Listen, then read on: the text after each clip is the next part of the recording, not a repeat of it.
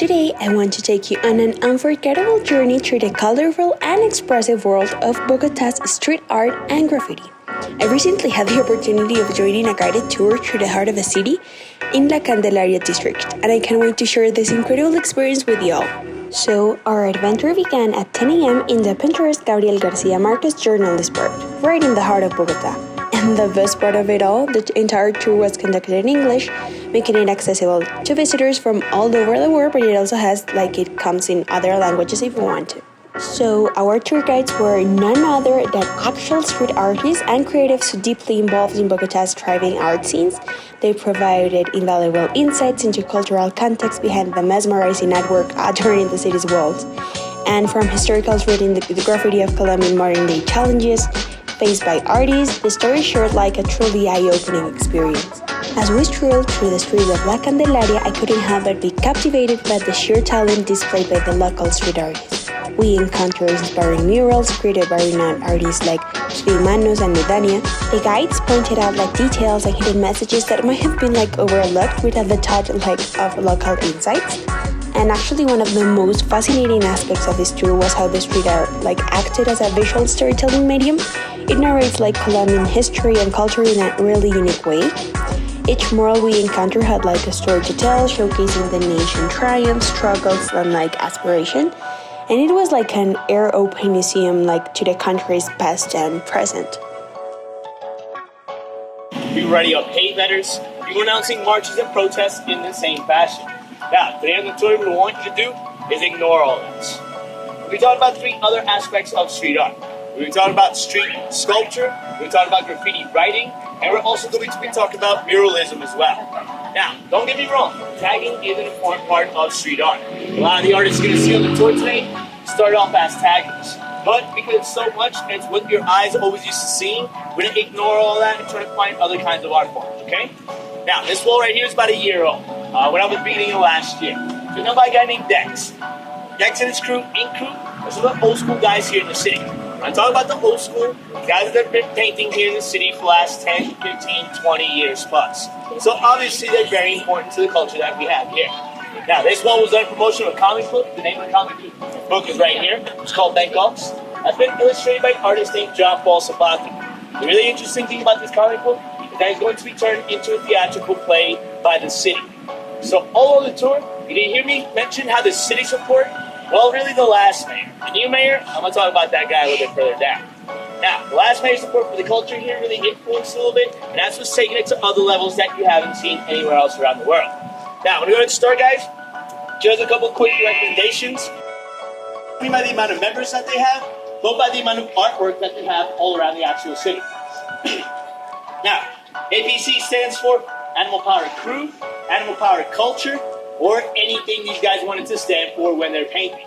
So that will change from time to time. Now, I'm going to talk about these guys a little bit further on, because we're going to see a couple of their walls all along the tour. Now, on this wall that you see right here. This wall, the black and white wall you see right here, is done by a guy named Alegria. Alegria has been painting the city for the last 10 years. He also has an older brother that goes by the name of Nomada, goes out and paints as well.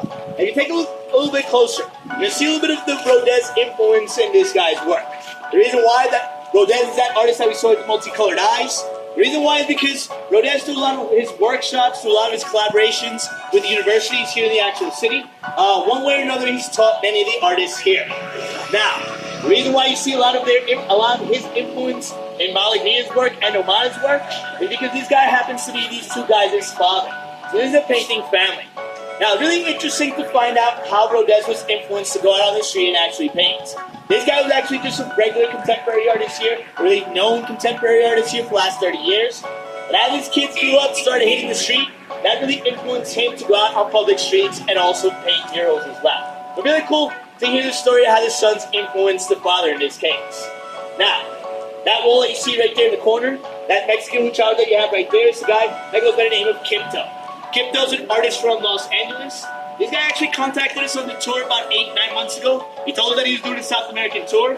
He wanted to see if he can get up some walls here in the city. He was here in the city for 10 days, went to Buenos Aires 10 days, Rio 10 days, New York 10 days, and finishing up in New York, he actually decided to come back to Bogota for another week and leave some more walls here. That's the very last wall he actually painted his second time back. Now, that wall was done in collaboration, in promotion of the actual little pizza shop you see right there. That pizza shop's called Lucha Picante. Highly recommend a little spot for pizza. We actually like to recommend this same property owner's little taco stand that's just halfway up this block. It has the same name. The reason why we like to recommend the tacos is because this guy actually imports his chilies and peppers from Mexico. So if you want something spicy, something good, halfway up this way, you're gonna find those tacos. Now, when you keep going up this way, guys, and check out some more stuff going this way. Still illegal stuff here, even though there's a lot of commission stuff as well. Now, this wall behind me, it's been done by an artist from Quito, Ecuador. Her name is Vera or Primavera, which means springtime in English. She was here about 8 months ago. She's only here for a week and a half, but she only did illegal walls during that week and a half. This one being one of those illegal walls right here. Now, the day she came out to paint this wall, in a second, that day, it actually started to rain. Most artists don't like the rain because if your wall's getting wet, that paint's not going to stick to the wall the way you want it. Lucky for her, the wall was falling, the rain was falling in this direction. So her wall was not getting wet at all. It actually kind of helped her out because since it was raining really hard, there was nobody out on the street to tell her to stop painting this wall. Now, we're going to keep going up, guys. We're going to make a left coming up here. Why did you decide to take this tour? Well, because we saw it in our book, and also because we heard about it, so that's why we did it.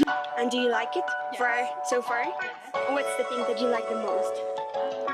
The cultural aspect, and to learn about the city and the country. Because one of the things I like the most when I travel the city is to discover all the graphic arts in the streets. Because I'm from a big city, in Belgium, Brussels, and it's not my thing to go when I go around, I love to take pictures all the time in cities. Because it's crowded, where there are shops. Because we decided we wanted to explore Colombia, and this is our final day in Bogota, and we had a good recommendation. Yes. And what do you like the most about what you saw today? Oh my god, I think the tour most definitely is really interesting. And have you seen like this kind of art in other places of the world? Yeah, not so much though, not quite as much. Yes, types. It's certainly the written graffiti, places like Brooklyn. Like tagging. Tagging, exactly. The history of that, but I guess more of the mural stuff in places like Barcelona, where else? Panama, something like that.